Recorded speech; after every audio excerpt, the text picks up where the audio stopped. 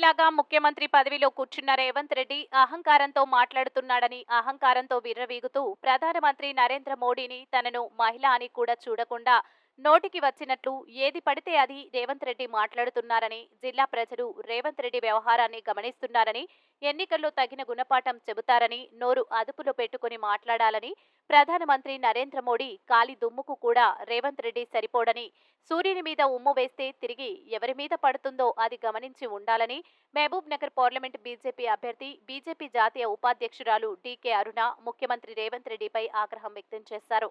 సోమవారం మహబూబ్ నగర్లో తన నివాసంలో ఏర్పాటు చేసిన విలేకరుల సమావేశంలో డీకే అరుణ మాట్లాడుతూ రేవంత్ రెడ్డి నోటికి వచ్చినట్లు మాట్లాడుతున్నాడని, నోరు అదుపులో పెట్టుకుని మాట్లాడాలని హితవు పలికారు.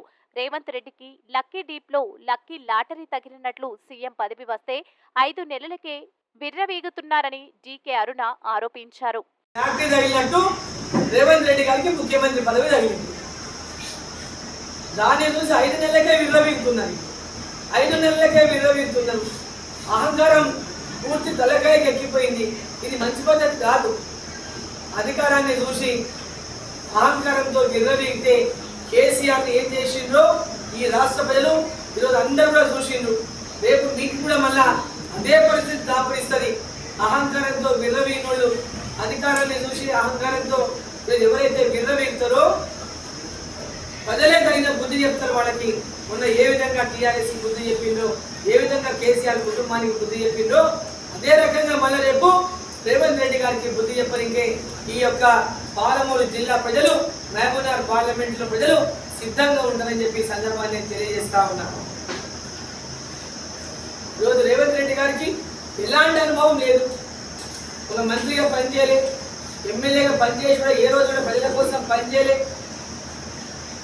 ఏ రోజు పరిపాలన పైన దృష్టి పెట్టలేదు, కేవలం ఏ వర్గ ప్రజలకు అందుబాటులో లేడు, ఎవరి సమస్యల పరిష్కారం కోసం 10 మందిలో కూర్చొని సమస్య పరిష్కారం చేయలేదు. ఈరోజు లక్కీగా కాంగ్రెస్ పార్టీ అధికారంలో వస్తే లక్కీగా వేరే పార్టీకి వెళ్ళి వచ్చినా లక్ ఉంది కాబట్టి ముఖ్యమంత్రి లక్కీ డిప్పు తగిలింది అని చూసి మురిసిపోతే ఎట్లా రేవంత్ రెడ్డి గారు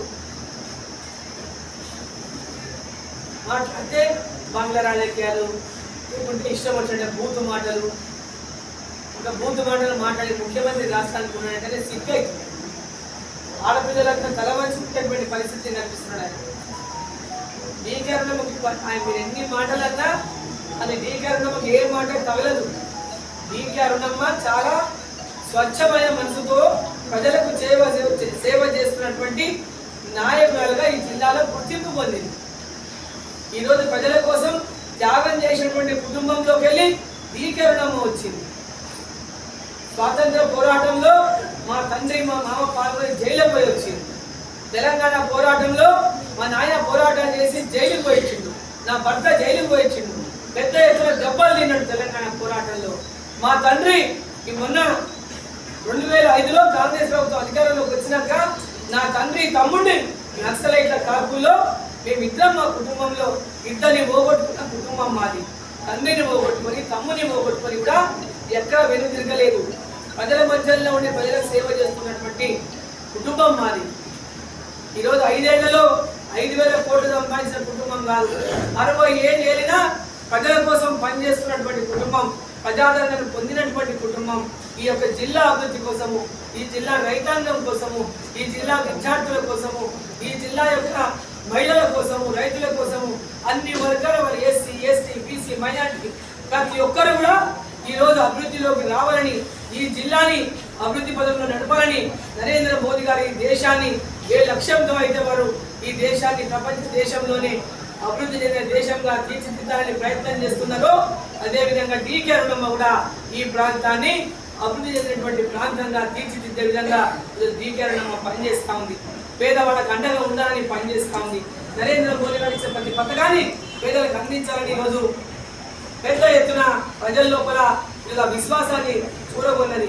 ఇది ఓర్చలేక మీరు మాట్లాడేటటువంటి మాటలన్నీ కూడా ఈరోజు పాలమూరు ప్రజలు గమనిస్తూ ఉన్నారని చెప్పి సందర్భాన్ని తెలియజేస్తా ఉన్నారు. ఈరోజు మహబూబ్ నగర్కి